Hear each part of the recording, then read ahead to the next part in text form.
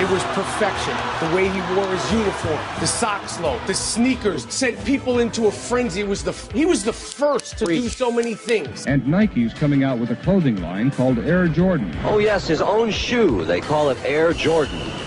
Hot as a Cabbage Patch doll right now. The endorsements are fast and furious. Jordan's getting rich. His Chicago salary is reportedly more than $500,000 a year. Coke and McDonald's for $800,000. North Carolina to the height of superstar. He doesn't wear one white glove. He wears strange-looking sneakers, and he soars through the air. He smile with you, just like he did in shoot around with me. His smile, hug me. What's up, my boy? Yeah. He trying to soften you up. He gonna kill you. See, then he gonna smile and laugh with you after the game. See, Michael is like that. That's why you almost can't beat him.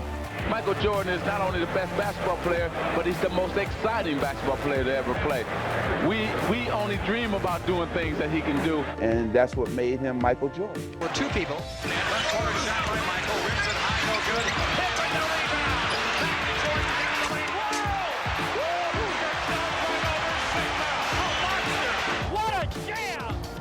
One similarity, I guess there are many, but one that strikes me between you and Michael Jordan, Larry, is that killer instinct, totally ruthless on the court. You had that, and Michael does too. Well, that's awful nice, Bob, comparing me to Michael Jordan. Probably the greatest player. Because it's one thing in watching him play, and then it's another thing in playing against him. He's now in a postgraduate course. Yeah, boy. Accelerated learning. His technique was flawless. I wanted to make sure my technique was just as flawless. Been down a half court, and you wanted to know how, when I turn around on my jump shot, how to feel the defense. I told him you should feel the defense with your legs. Once you feel the defense with your legs, you can take advantage of that. That was very inspiring. Couldn't run out of the play quick enough. Jordan was bearing down on him from the sky. He came around Chapman, and he went up, and Kelly was going to stop him. Whoa! On top of his head. Wow. Jordan trying to take off Starks.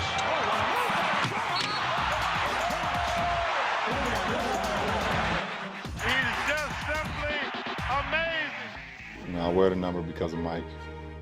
I think I fell in love with the game because of Mike. You know, when you're growing up and you're seeing Michael Jordan, it's almost like a god. The way that he approached the game, the way that he led his troops when he went out on the court, and his never say die attitude, man, was something I always looked up to.